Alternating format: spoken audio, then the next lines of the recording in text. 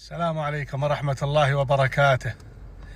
ما كذب ملك فارس يوم قال كل قوم ولا عنزة، ولا جت هالجملة من فراغ بعد هزيمته من قبائل بكر بن وائل في معركة ذي قار المشهورة.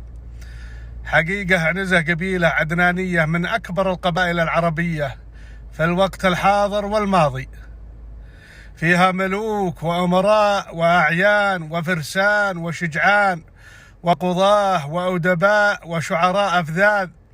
قبيلة عنزة العريقة مليئة بالمجد والإنجازات، أبنائها تسيدوا وحكموا في الجاهلية قبائل ومناطق ومعارك، واليوم فإن لأبنائها أمجاد ما كان شبيها لماضي آبائهم وأجدادهم المجيد.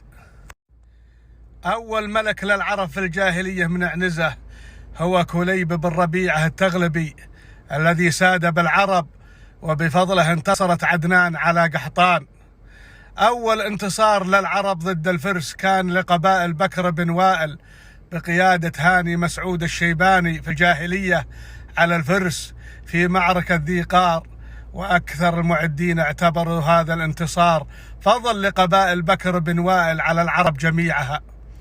وأكثر الشخصيات المشهورة بالجاهلية ينتمون إلى عنزة، ومنهم الشاعر الزير سالم المعروف أبو ليلى المهلهل، وهو من أبطال العرب وأفصحهم لسانا، والشاعر عمرو بن كلثوم التغلبي شاعر المعلقات، والشاعر الأخطل التغلبي من أشهر شعراء العصر الأموي، والشاعر الأعشى بن بكر بن وائل من أشهر الشعراء في العصر الجاهلي وأحد أشهر شعراء المعلقات، والشاعر الحارث بن عباد البكري أحد سادات العرب في الجاهلية والذي يعد من أشجع العرب.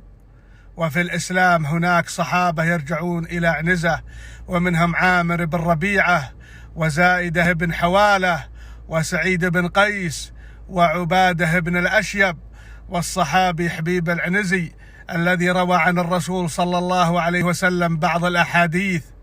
ولأبناء القبيلة دور في الفتوحات الإسلامية، هم أول من قاتل الفرس مع التابعي الجليل المثنى بن حارث الشيباني أحد أبناء بكر بن وائل. ووصلت فتوحات عنزة إلى حدود تركيا، وتسمت على اسمها ولاية بكر إلى الآن.